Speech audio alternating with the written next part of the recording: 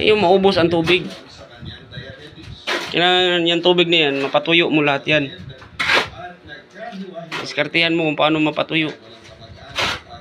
Yan, wawa.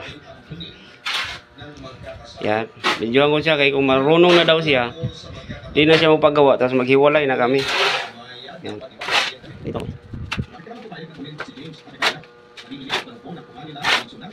Oh, puro dyan, meron din dito. Ayun na, sige dito, ayun na. Ayun na. Ito, ara. Ayun na.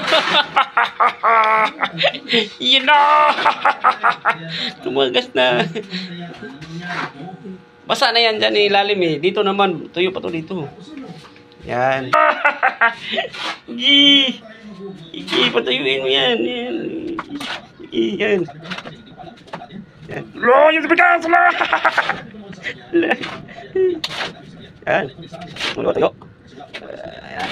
Yan. Bali! Bali na yan.